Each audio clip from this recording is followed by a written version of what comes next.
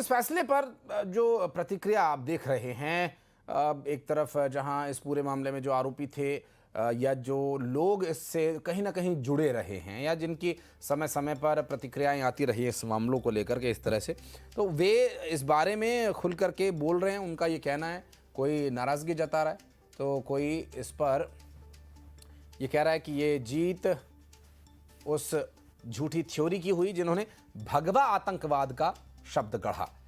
बात करेंगे, हमारे साथ इस वक्त डॉक्टर प्रेम व्यास जी हैं, बीजेपी के प्रवक्ता। प्रेम जी बहुत स्वागत है। डॉक्टर राम पांडे जी हमारे साथ हैं, कांग्रेस पार्टी के प्रवक्ता। राम जी बहुत स्वागत है आपका। शैलेशानंद महाराज है हमारे साथ, हिंदू धर्मगुरु, आपका भी महाराज जी बहुत बहुत स्वागत है। एक एक रिएक्शन पहले अपने गेस्ट से ले लूं, फिर इस पर आगे चर्चा करेंगे। अभी पहले डॉक्टर प्रेम व्यास, आपकी प्रतिक्रिया, ये जिस तरह का फैसला कोर्ट ने दिया, एनआईए ने कहा कि सबूतों के अभाव में सभी जो आरोपी हैं वो निर्दोष हुए साबित और बरी हो गए।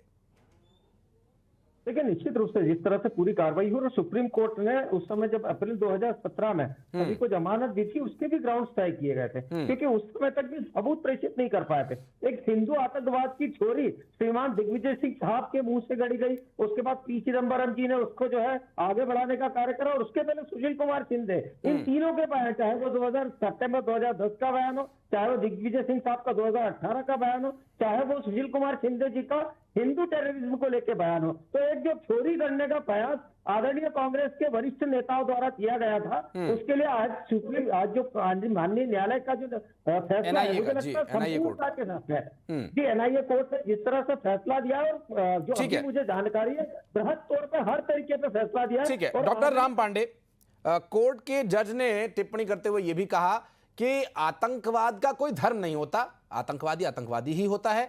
और साध्वी प्रज्ञा ठाकुर रो पड़ी। उनका कहना है कि इतने सालों तक मैंने दर्द सहा, यातनाएं सही और संघर्ष सहना पड़ा, और अपराधी न होते हुए भी बार बार अपराध का कलंक मुझ पर लगा।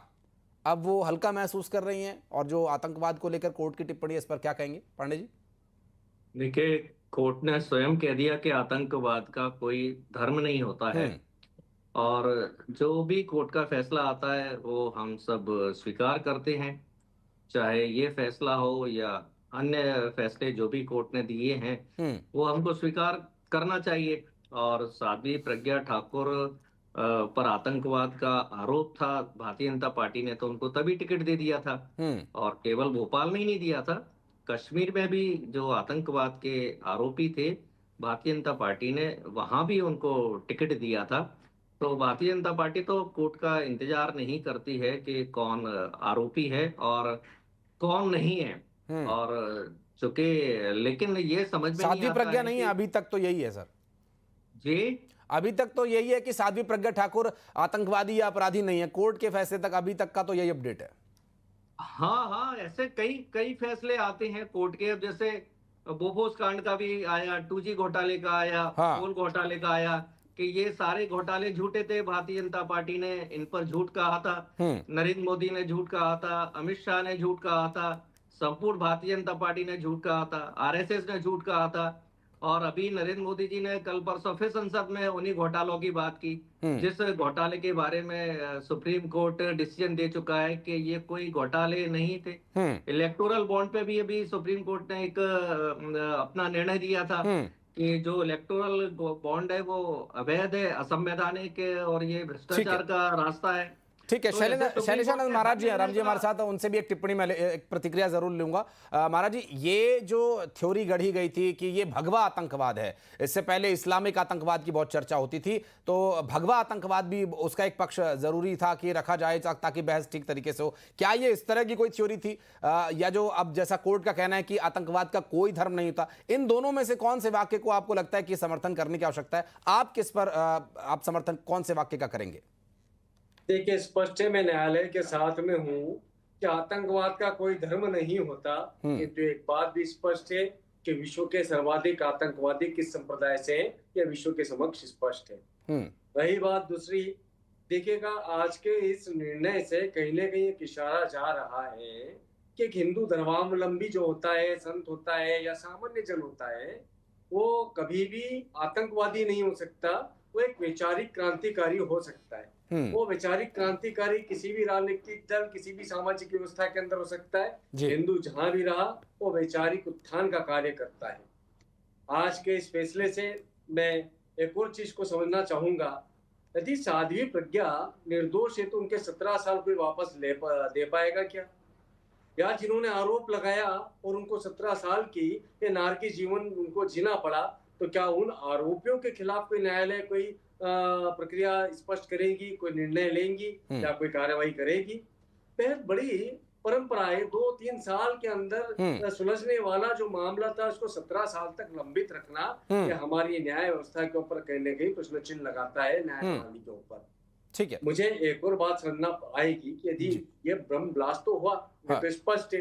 कसाब भी हाथ में कलावा पहन के आया था, हिंदू धर्म का लवादा पहन करके आया था। तो कहीं ऐसा तो नहीं कि किसी आतंकवादी ने वहां पर वो ब्लास्ट कराए? तो अभी तो बेहद गहन जांच होना बाकी है। तो असली सवाल महाराज जी अभी बाकी है कि धमाका हुआ लेकिन किसने किया ये तो अभी तक स्पष्ट हो नहीं पाया। जिन पर आरोप थे वो बरी हो चुके हैं। अभी मालेगांव ब्लास्ट मामले में एनआईए कोर्ट के फैसले का पूर्व मंत्री जयभान सिंह पवैया ने भी स्वागत किया और जयभान सिंह पवैया ने हिंदुओं के लिए इसे ऐतिहासिक दिन बताया और कहा कि अब कांग्रेस को इस मामले में देश से माफी मांगनी चाहिए। उनसे बातचीत की हमने, क्या उन्होंने कहा एक बार ये भी सुन लेते हैं। मालेगांव ब्लास्ट मामले में कोर्ट ने सभी आरोपियों को बाइज्जत बरी कर दिया गया है। हमारे साथ जयभान सिंह पवैया जी मौजूद हैं। सर, कांग्रेस लगातार भगवा आतंकवाद की बात करती थी लेकिन आज न्यायालय ने सबको बरी कर दिया है। देखिए, मैं आज के फैसले के बाद ये मानता हूँ कि कांग्रेस को और उन सारे आरोप लगाने वाले राजनीतिक दलों को भारत के हिंदुओं से माफ़ी मांगनी चाहिए। शर्म आनी चाहिए किस तरह से आरोप गढ़े गए और साध्वी प्रज्ञा जी को ढाल बनाकर हिंदुओं को किस तरह कलंकित करने की कोशिश की। सारा विश्व जानता है कि हिंदू कभी आतंकवादी नहीं हो सकता है और इसलिए आज न्याय की बहुत बड़ी विजय हुई है। साध्वी प्रज्ञा ठाकुर जी जैसी एक सन्यासिनी का जीवन शारीरिक दृष्टि से तबाह कर दिया उनके स्वास्थ्य को। शर्मिंदा होना चाहिए ऐसे लोग। लेकिन कमलनाथ जी कह रहे हैं कि ये अपील योग्य फैसला है, इस पर अपील होनी चाहिए।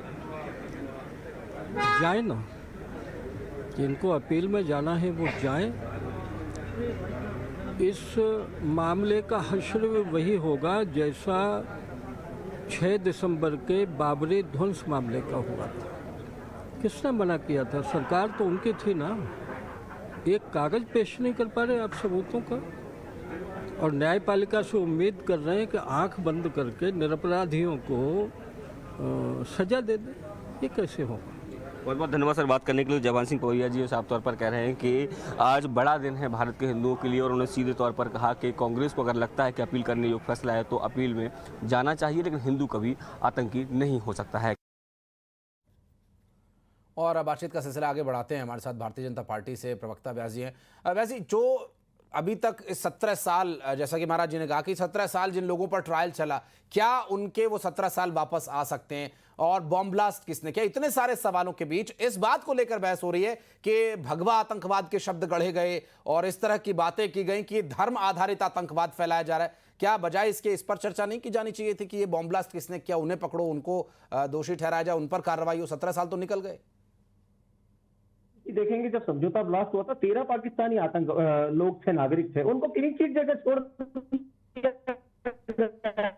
समझौता ब्लास्ट की बात है तो किस बेसिस पे छोड़ दिया गया? क्या कांग्रेस का जी देश को बताने का कार्य करेगी? 1980 में मुरादाबाद में जो दंगा हुआ था उसमें लगभग 40 साल लग गए। उस रिपोर्ट को सार्वजनिक नहीं किया गया। उस समय कहा गया कि हिंदू संगठन के लोग थे, उन्होंने मुरादाबाद में हमला करा। 40 साल बाद योगी सरकार ने जब उसमें जांच करी तो जो मुस्लिम लीग के नेता थे उनका नाम। मेरा सबसे करबद्ध जो है निवेदन है कि हम देश के अंदरूनी विषय, महंगाई है, बेरोजगारी है, गरीबी है, हमारे जातीय मुद्दे हैं, राष्ट्रीय मुद्दे हैं, खेती के, एग्रीकल्चर के, इंडस्ट्री के, हेल्थ के, एजुकेशन के, इतने मुद्दे हैं हमारे सामने। उसके ऊपर हम एक दूसरे को घेरें, एक दूसरे के ऊपर प्रश्न करें, लेकिन कम से कम हमारे जहाँ पर राष्ट्र की एकता, अखंडता, संप्रभुता की बात आती है, विश्व में भारत के गौरव, मान, मर्यादा की बात आती है, वहाँ पर सारे देशवासियों को एक दिखना चाहिए।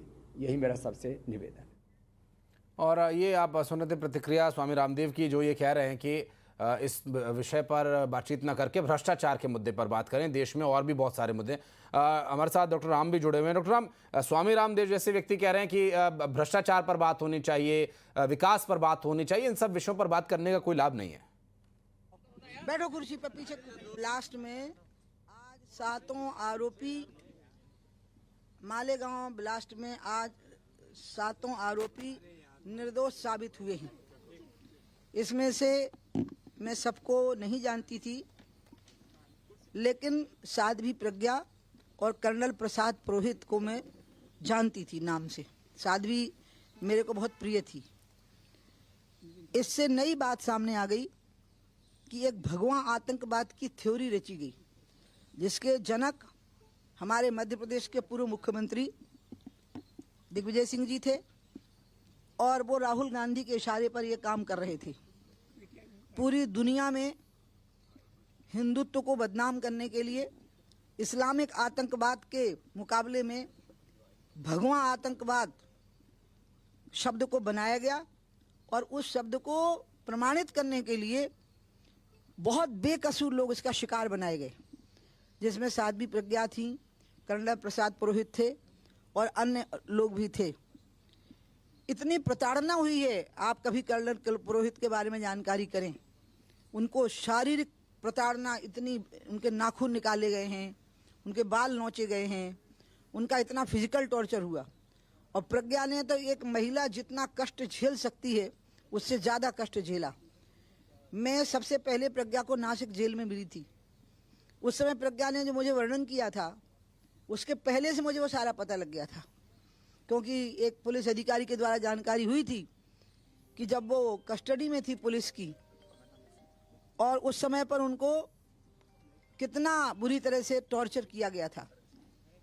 मैं अब ये चाहती हूँ कि ये तो बरी हो गए, उनको किस अदालत में अब सजा सुनाई जाएगी जिनने भगवा आतंकवाद की एक कल्पना की और इस्लामिक आतंकवाद का मुकाबला करने के लिए और इस्लामिक आतंकवाद का अपयश कम करने के लिए भगवा आतंकवाद के द्वारा पूरे हिंदू समाज को बदनाम करने की चेष्टा हुई। उसमें प्रज्ञा, कर्नल प्रसाद पुरोहित और अन्य जो नाम हैं उनको शिकार बनाया गया। अब ये लोग किस अदालत में सजा पाएंगे? इनको कम से कम जनता की अदालत में सजा मिले या इनमें से कोई आरोपी अब इन लोगों के खिलाफ कोर्ट में जाए, क्योंकि ये ऐसी भयानक साजिश थी जिसका शिकार पूरा हिंदू समाज था और सारे हिंदू संगठन इसके शिकार थे, सारे हिंदू संगठन। अगर प्रज्ञा और कर्नल पुरोहित ने शारीरिक प्रताड़ना झेल ना पाते और अगर वो नाम ले देते जो नाम उनको देने के लिए कहे गए थे, तो बीजेपी के और अन्य राष्ट्रवादी संगठनों के बहुत सारे अधिकारी और नेता जेल में होते। लेकिन इन दोनों ने मर जाना मंजूर किया, मर जाने को तैयार थे और इनके साथियों ने, लेकिन नाम नहीं लिए बेकसूर नेताओं के और न अन्य संगठन के पदाधिकारियों के। ये उनका बहुत बड़ा बलिदान रहा। मैं आज तो ये उमा भारती जी की प्रतिक्रिया आप सुन रहे थे। डॉक्टर राम, आपकी प्रतिक्रिया वो अधूरी रह गई, उमा भारती जी की प्रतिक्रिया आने लगी। अब जो विषय है वो अलग अलग। स्वामी रामदेव कह रहे हैं कि भ्रष्टाचार पर बात हो, विकास की बात हो और देश की तरक्की की बात होनी चाहिए। उमा भारती ये कह रही है कि जो झूठा एक हिंदू आतंकवाद या भगवा आतंकवाद का जो विषय गढ़ा गया, उसको आज पूरी तरह से नकार दिया गया अदालत के फैसले ने।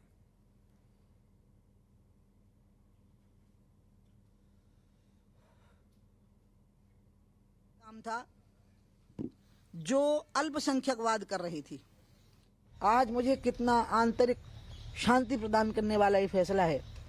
लेकिन अब मैं ये चाहती हूँ कि पी चिदम्बरम, दिग्विजय सिंह, राहुल गांधी, वामपंथी, समाजवादी और कांग्रेस पार्टी के वो सब नेता जो भगवा आतंकवाद शब्द को गढ़ करके उसको सत्यापित कर रहे थे, आज उनकी चौराहों पर खड़े करके कौन सी सजा होनी चाहिए, अब मैं ये जानना चाहती हूँ, देश की जनता जानना चाहती है।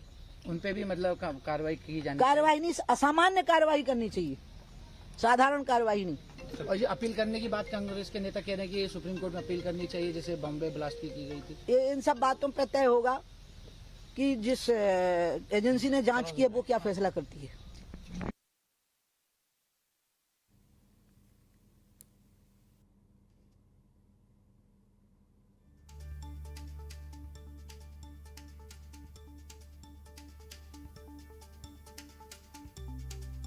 तो ये आप प्रतिक्रिया सुन रहे थे उमा भारती जी की, जो भावुक हो गई ये बात कहते कहते कि इतना सब कुछ सहना पड़ा लेकिन अंततः सत्य की जीत हुई। अब ऐसे मामले न बढ़ें और इस मामले की असल सच्चाई तक पहुंचना जरूरी है। असल सच्चाई अभी तक छिपी हुई थी। उमा भारती की आंखों से छलक पड़े आंसू, भावुक हो गई उमा भारती और आंखों से आंसू छलकने लगे और उनकी आवाज उस वक्त रुंध गई, गला रुंध गया उनका, और उस आवाज से वो दर्द या वो उस समय जो वो याद करके रो पड़ी, जिस बारे में बात करते हुए फैसले के बाद उमा भारती का ये भावुक जो प्रतिक्रिया आप सुन रहे थे। आज प्रज्ञा निर्दोष साबित हुई, इस बात को कहते कहते वो रो पड़ी और उनका ये कहना है कि ऐसे सनातन के और कई जो आयाम में जुड़े हुए लोग हैं, ऐसे कई लोगों के साथ प्रताड़ना हुई है, लेकिन अब इस पर कुछ ऐसा होना चाहिए कि आगे दोबारा से ऐसा कोई भी भगवाधारी इस तरह के मामलों में आरोपी न बने जिसका इससे कोई दूर दूर तक लेना नहीं था। ऐसे व्यक्ति के बारे में बात करते हुए उमा भारती की आंखें भर आई, गला रुंध गया, वो भावुक हो गई।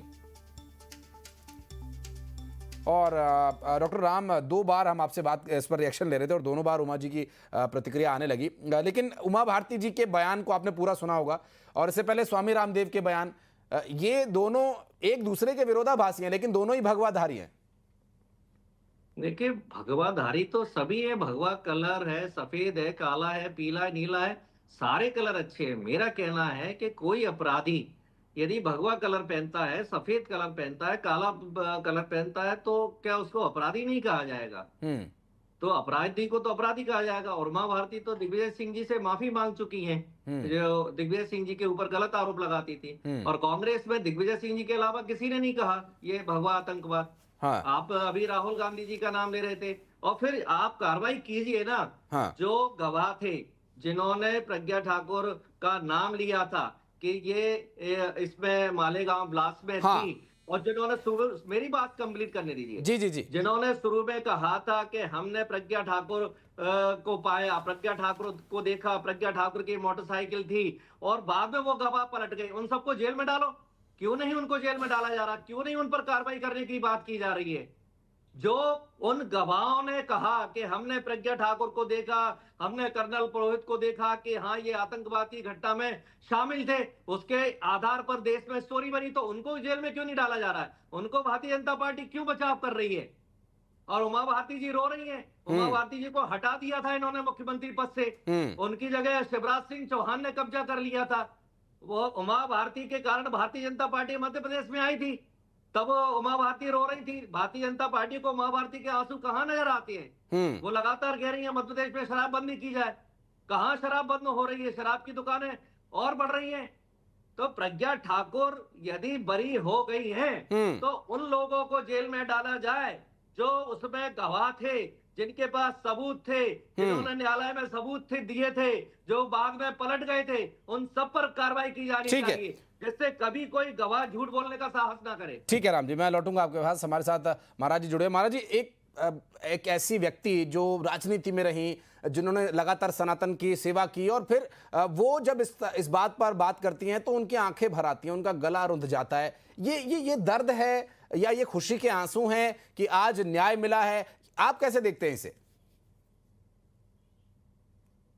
आगे राम जी अभी बात कर रहे थे, मैं आपको पता नहीं पहली बार शायद मैं चैनल के ऊपर बोल पाऊंगा। 2004 तक मैं मध्य प्रदेश युवा कांग्रेस का प्रवक्ता था, और जिस समय पर एक हिंदू मुस्लिम मामले में उमा जी उस समय पर मुख्यमंत्री थी, मुझे झूठे मामले में जेल किया गया था, मेरे साथ में बहुत सारे कांग्रेस के लोगों को भी जेल की गई थी। बेहद व्यथित हुआ था मैं, और उसके बाद में राजनीतिक जिसे कह सकते रियलाइजेशन हुआ और मैं साधु बन गया।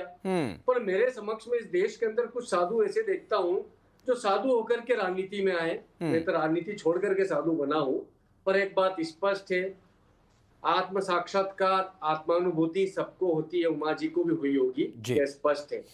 मैं एक बात ये समझना चाहता हूँ कि सत्ताओं के खेल के अंदर आप जब किसी निर्दोष के ऊपर प्रताड़ना करते हैं ना, तो 29 दिन मैं भी प्रताड़ित हुआ हूँ, और प्रज्ञा जी का तो बहुत बड़ी प्रताड़ना है, बहुत बड़ी प्रताड़ना है। सवाल ये नहीं है कि कौन कांग्रेस का था, कौन बीजेपी का था, कौन सपा का था, कौन कहाँ का था। सवाल यह है कि आप राज धर्म से विमुख होते हैं, राजनीति के हथकंडों के अंदर आप निर्दोषों के ऊपर अत्याचार करते हैं, वो नहीं होना चाहिए।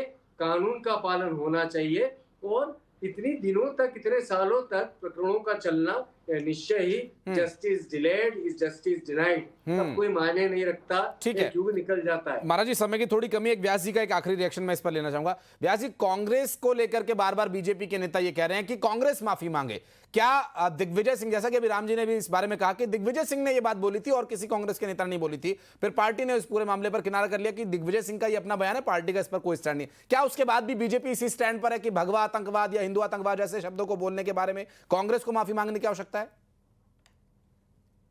सर झूठ कहा जा रहा है। सुशील कुमार शिंदे ने हिंदू टेररिज्म कहा था और समझौता मक्का मस्जिद और मालेगांव तक का जिक्र करा था उन्होंने। पी चिदम्बरम साहब ने डेट बता रहा हूँ, सितंबर 2010 में अभिनव भारत और हिंदुओं का नाम लिया था। उसके बाद दिग्विजय सिंह साहब का बयान आया था। तो मुझे लगता है राष्ट्रीय चैनल पर बैठकर या तो तथ्यों के साथ जिस तरह से कांग्रेस छेड़छाड़ करती है उसको ना करे। दूसरा 26/11 में जब 166 लोग मरे थे कलावा पहन के हिंदू आईडी के साथ में जो पकड़ाया था, उसके बाद में क्या कहा गया कि आरएसएस की साजिश है और उसके बाद में पुस्तक विमोचन की गई थी और उस पुस्तक में क्या लिखा गया था? ठीक है, एक लाइन में बताइए, क्या कांग्रेस को माफी मांगनी चाहिए? इस बात पर आप अभी भी अड़िग हैं या फिर ये जो व्यक्तिगत राय कह करके राम जी कह रहे हैं कि ये पार्टी का कोई इससे लेना देना नहीं, वो बात ठीक है?